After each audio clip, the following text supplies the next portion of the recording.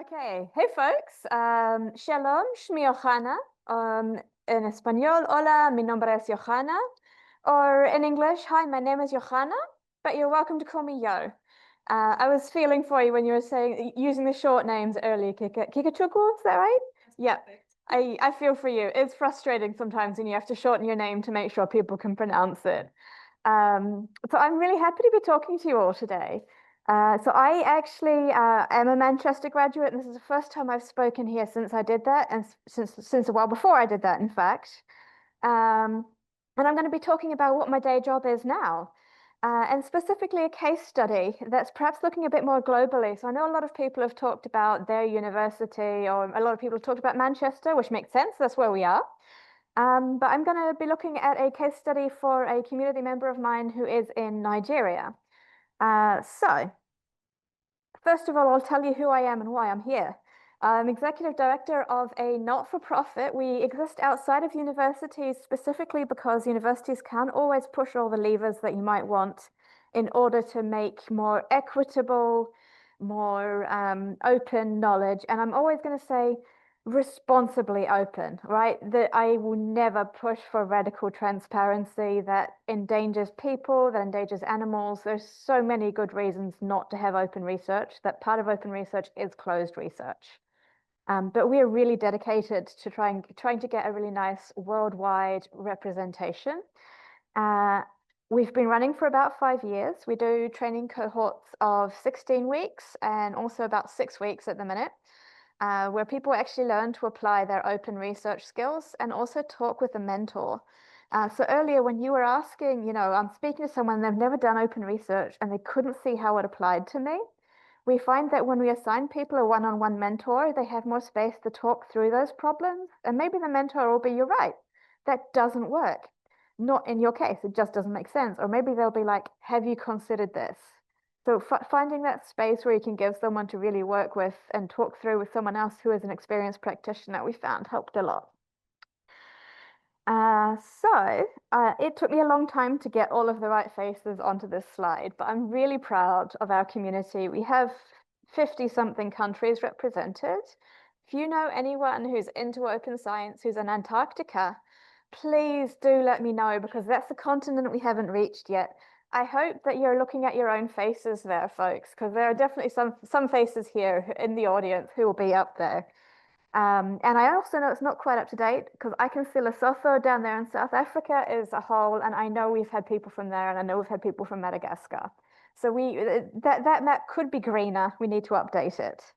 But anyway, that's just to give you an idea about the reach that we've been able to get so far with the open science, open research training that we've been working on for the last 5 years. But what I really want to talk about is that guy. His name is Seun Olufemi, and he is a fellow, just about finished his fellowship term with OLS. And so we actually started fully volunteer. Like every good grad student, I said I don't have time to accidentally launch a business, but I did. And after that, we moved from being volunteer to actually being grant funded reasonably well. And so once we had money, we said, we should be spreading this around when we can. We'll take on fellows. We'll work with them on a project that matters to them around open research on a longer term paid basis, because I think we've heard too many times how open science can be extra, it can be burnout, it can be wearing 73 hats, right? So if we can pay people to do stuff, we want to. And Sharon, his talk got into the conference today. And then it's like, oh, but it's not online, and it's probably going to cost me a couple of grand to come here from Nigeria, so I can't do the talk. And then I said, Sharon, I'm going to be here. Like, do you mind if I try and do my best to represent you? And he's like, yeah, sure, okay. So I'm going to do my best to talk in his voice. And that means sometimes I might say things that I wouldn't frame the same way if I were giving the talk, but I don't think it's fair for me to misrepresent his experience either. And so Seun, he works in bioinformatics. He is really proactive. He's relatively early career. And I'm going to tell you a little bit more about him. So he is based in Abuja, which is a reasonably populous city in Nigeria. His background is biochemistry, and if he sees an interesting initiative, he will get involved. That's why he worked through our OLS training program. He works with Pre Review, which is an organization that reviews preprints in a structured way. He's also a fellow for ASAP Bio. And my favorite little story within OLS, so the 16-week training program that we run, he actually had a colleague sign up. They signed up for one iteration of our training cohorts, didn't graduate. Second one, signed up again, which was rare, still didn't graduate. Basically, it was just hard for them to engage. Then third or fourth time, he got Sharon on his team. Suddenly, Sharon is on the team, they graduate. He is a doer and he moves things forward. So it's been really good to work with him actually as a fellow in our team where he's been producing work as well as just participating in the training. Let me see. Right. So I'm trying now to talk in Sharon's voice. So Sharon works in bioinformatics, biology, and it is also computational. And if you look over there, that beautiful flag, that is Nigeria. It is an enormous representation of African population, also very young population. But despite the fact that 1/5 of Africa is right there, the way Sean frames this is that there could really be a lot more going on in Nigeria in terms of the science that's coming out, and that it's not necessarily happening the way it should. So he says, what can we do to change this? And his answer was, let's learn a bit more. So he has a four-phase plan. Phase one was figure out what's going on, right? If there is bioinformatics happening in Nigeria, but let's figure out what the actual state of play is. And let's figure out where the gaps are, what we need to be changing. So he takes that a little bit further, and I was honestly wowed by this. I don't know if you can, actually the numbers don't look too bad on the big screen. But he got over 200 responses from a survey he prepared to try and understand from those he could reach what the barriers around good quality bioinformatics were. And he was able very quickly to understand that people didn't really find it easy to access bioinformatic training within Nigeria. So that's the really big orangey yellow pie slice, somewhat difficult, it's 50%. So that's 100 people who said, I can't easily access this. Very easy is such a tiny pie slice that it doesn't even have a number. It was not like a straightforward and easy thing, actually upskilling yourself or pulling yourself up by your bootstraps.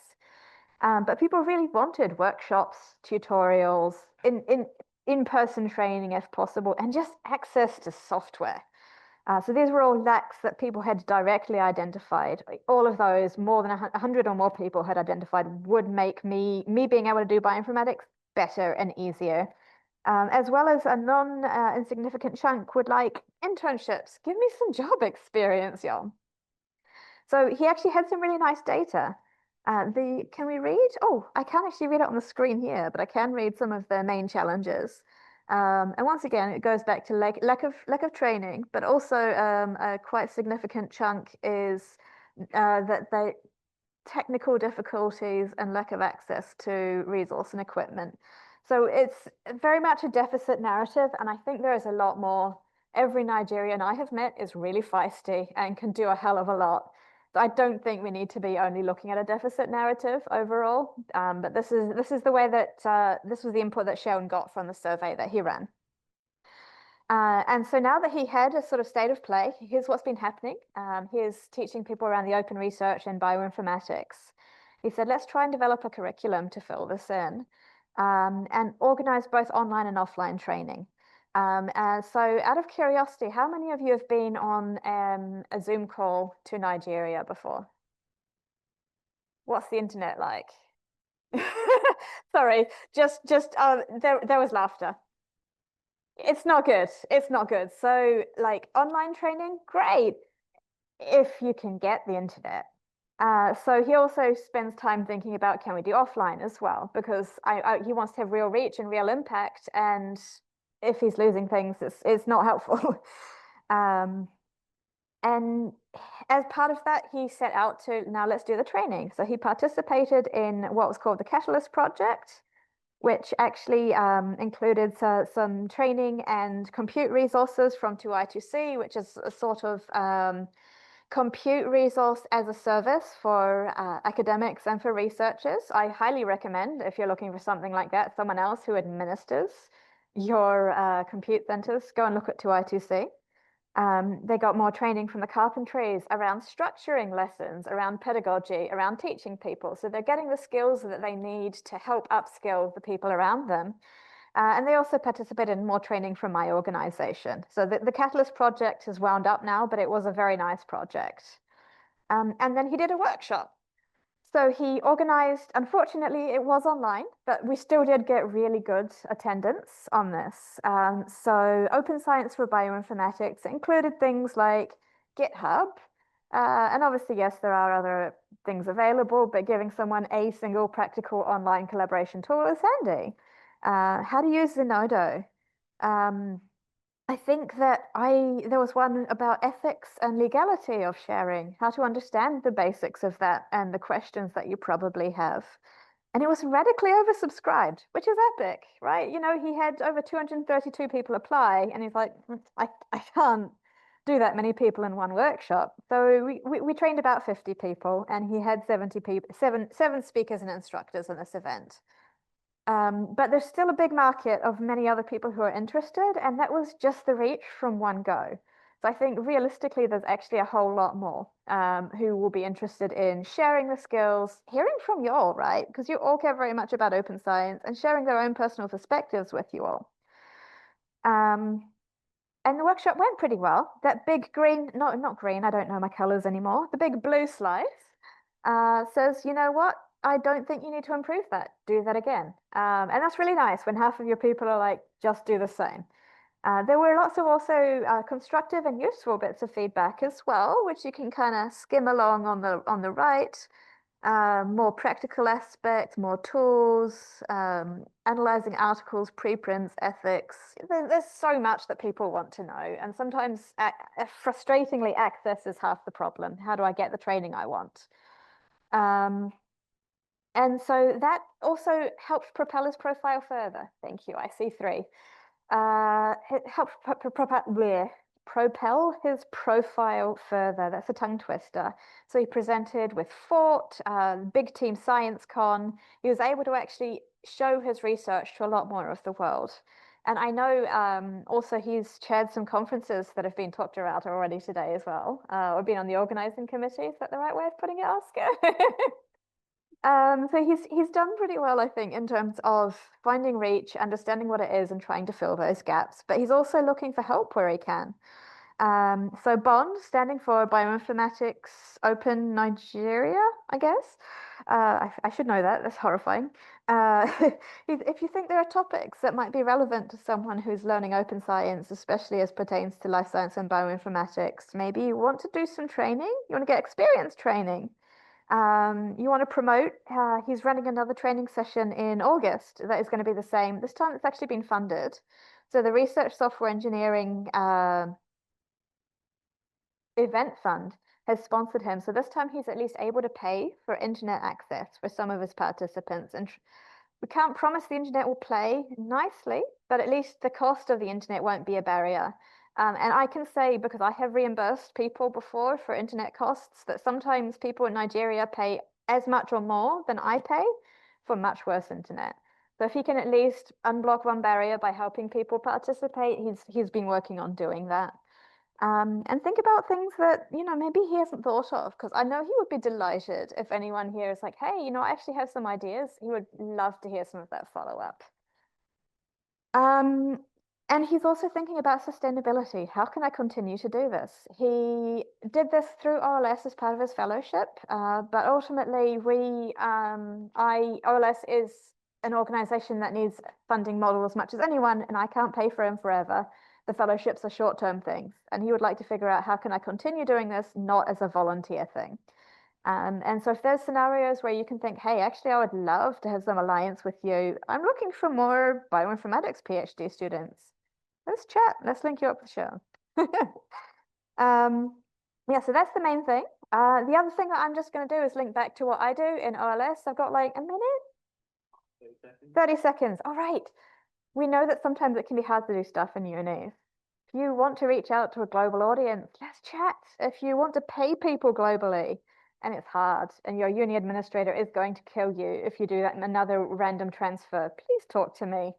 And we help when you're thinking about mentorship and training as well around open science. Thank you, funders. You make this happen. The end. That was great. Thank you very much for bringing that story. You mentioned at the end about offering kind of help or advice or suggestions for gaps to fill. My hesitation in terms of responding to something like that is, I guess I'm asking, how would you advise to do that in terms of giving that advice or offering the thing? Because it feels like a lot of work's been done to identify gaps already, etc. And what might be the way that something is done in one place might not be the most appropriate for somebody else. I guess, can you give suggestions based on your experiences in terms of what's a good way to offer that suggestion in a way that is not Patronizing? not patronizing. Thank you. Yeah, I think that's a really great question. I would probably approach it from two prongs. One being, hey, you might know this better than me, so please feel free to reject the suggestion if you think it doesn't make sense for your context. And the other is, Sharon is still relatively early career. And if you have the ability to offer maybe less advice and more of a hand up and a, hey, I have a program where you could participate. I have a studentship. I am looking for people to work with me. Those are things that will always be welcome because he would like to see more resources. Great. I think we've probably got time for another question if there is one. Even spicy ones. Bring spicy ones on. Spicy ones. Bill, bring it. Always spicy. No.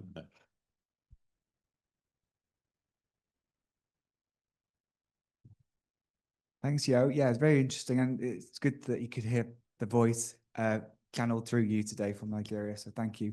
My question's about fellowships with OLS. Many places offer fellowships. Why should somebody look at an OLS fellowship over a different one? I'm trying to be spicy. Oh, yes. Well, let me see. I'm going to say we are cool. And I mean, that's the first obvious reason, right? But no, realistically, we give a very nice global audience. And I think it is a real learning experience for a lot of people. We have to work across a huge number of time zones. And if you think ever I don't have the diversity that I would like, you will get a chance to work with people in different circumstances than you. Whether you come from a rich, well-educated setting, whether you are straight, whether you are queer, whether you're disabled or whether you're not disabled, you will be exposed to people with other experiences. You will be paid. Volunteering is great, but it can burn people out and time isn't equally distributed as a privilege. So not everyone can volunteer. So we always pay.